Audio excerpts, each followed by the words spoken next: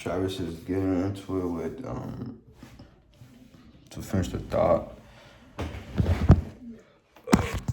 Travis was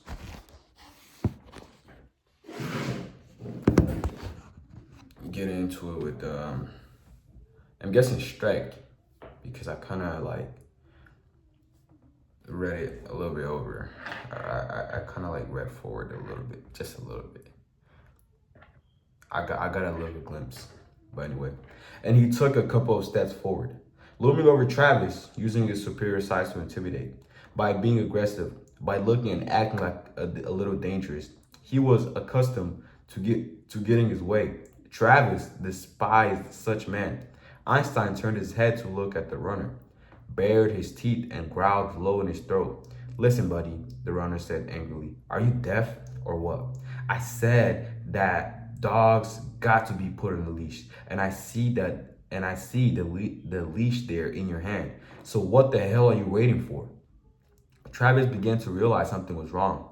The runner's self-righteous anger was overdone, as if he had been caught in a shameful act and was trying to conceal his guilt by going immediately and aggressively on the offensive.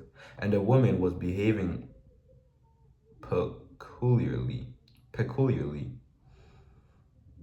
She had not spoken a word. She was pale. Her thin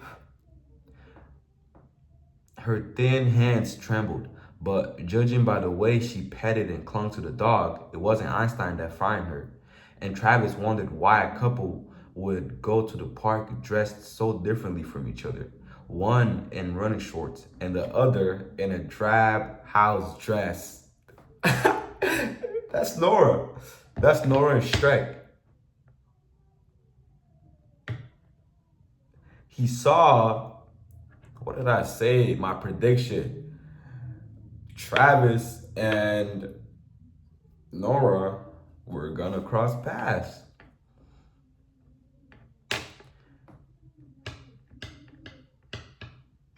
He saw the woman glance surreptitiously and fearfully at the runner. And suddenly he knew that these two were not together, at least not by the woman's choice, and that the man had indeed been up to something about which he felt guilty. Miss, Travis said, are you all right? Of course she's not all right. Of course she's not all right, the runner said. Your damn dog came barking and snapping at us. He doesn't seem to be terrorizing her right now, Travis said, meeting and holding the other man's gaze. Bits of what appeared to be oatmeal batter were stuck on the guy's cheek. That's Shrek. Travis had noticed an oatmeal cookie spilling from a bag on the bench beside the woman, and another one crumbled on the ground between her feet. What the hell had been going on here? The runner glared at Travis and started to speak, but then he looked at the woman and Einstein, and he evidently realized that his calculated outrage would no longer be appropriate. He said sullenly, well, you should still get the damn hound under control. Oh, I don't think he'll bother anyone now, Travis said, coiling the leash. It was just an aberration. Still furious, but uncertain. The runner looked at the huddled woman and said, Nora? She did not respond. She just kept petting Einstein.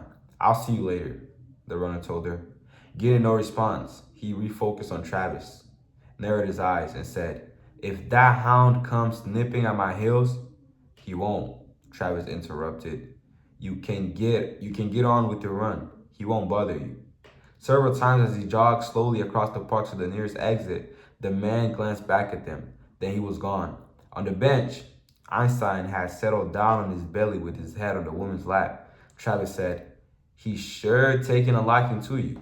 Without looking up, smoothing Einstein's coat with one hand, she said, he's a lovely dog. I just got him yesterday. She said nothing. He sat down on the other end of the bench with Einstein between them. My name's Travis. I'm responsive. She scratched behind Einstein's ears. The dog made a contented sound. Travis Cornell, he said. At last, she raised her head and looked at him. Nora Devon. What did I say?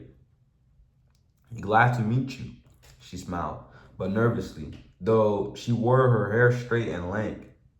Though she used no makeup, she was quite attractive. Oh. Her hair was dark and glossy, her skin flawless, and her gray eyes were accented with green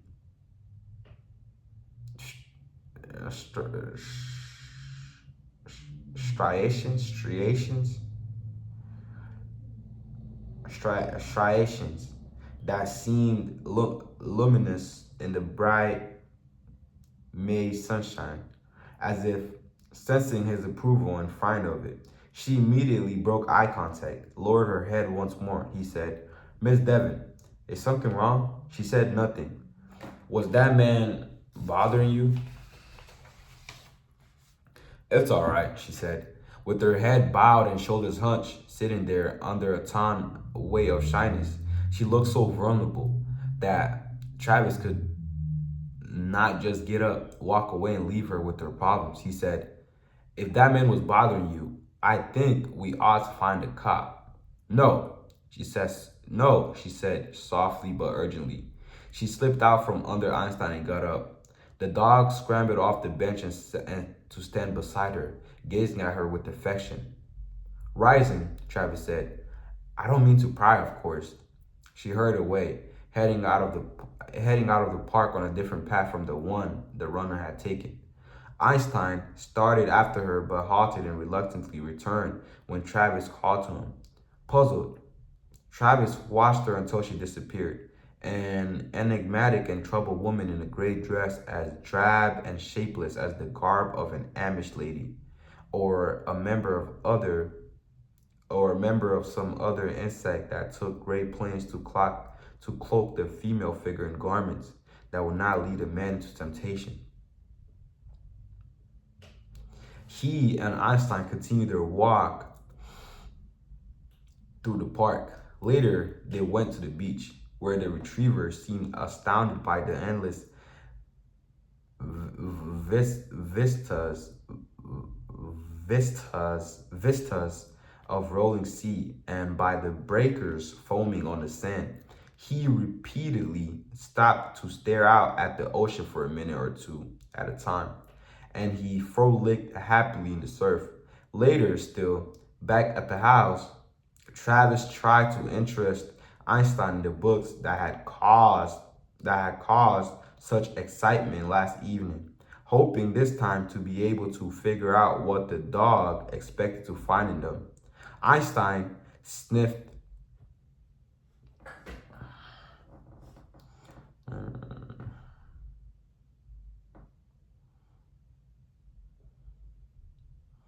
Einstein sniffed without interest at the volumes Travis brought to him and yawned. Throughout the afternoon, the memory of Nora Devon returned to Travis with surprising frequency and vividness. She did not require alluring clothes to capture a man's interest. That face and those green flecked gray eyes were enough. Wow. All right, now we're back to Vince. After only a few hours of deep sleep, Fintanasco took an early morning flight to Acapulco, Mexico. He checked into a huge bayfront hotel, a gleaming but soulless high-rise where everything was glass, concrete, and terrazzo. After he had changed into ventilated white topsiders, white cayenne pants, and a pale blue bandlength shirt, he went looking for Dr. Lawton Haynes. Haynes was vacationing in Acapulco. He was 39 years old, 5'11", 160 pounds, with unruly dark brown hair, and he was purported to look like Al Pacino, except that he had a red birthmark the size of a $50 on his forehead. He came to Acapulco at least twice a year, always stayed at the elegant hotel Las Brisas on the headland of the of the bay and frequently enjoyed long lunches at a restaurant adjacent to the hotel Caleta, which he favored for its margaritas and its view of Playa de Caleta. By 12:20 in the afternoon, Vince was seated in a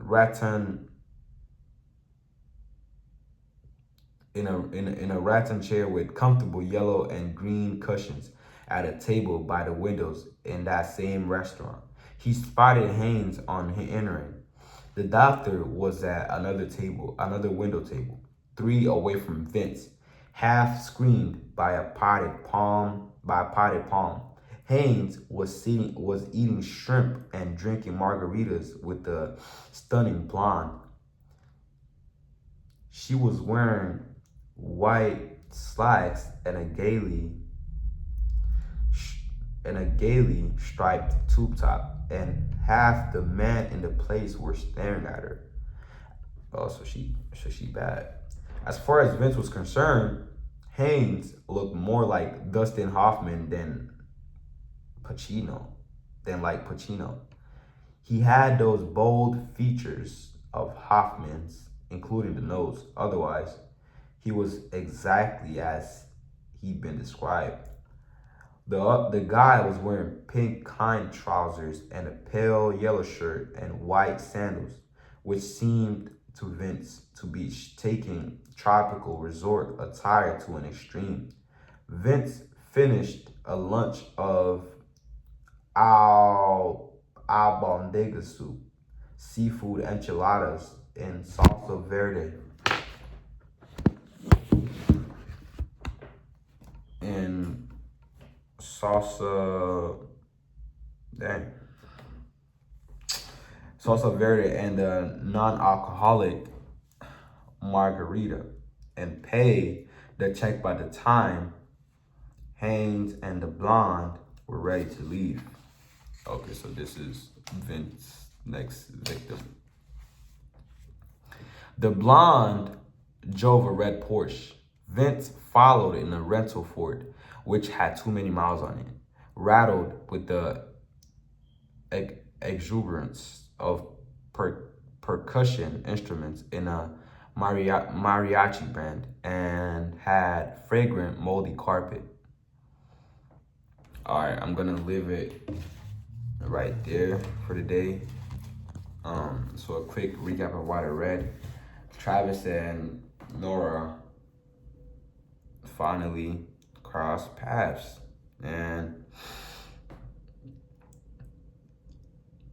the person that in the last reading that Einstein was showing affection to this whole time was Nora Devon, and Einstein was showing affection to Nora to save her from Streck.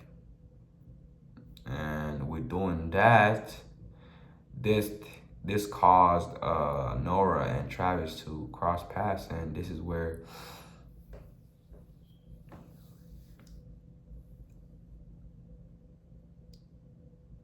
the encounter with the dog, it led Travis and Nora to meet, and also got Streck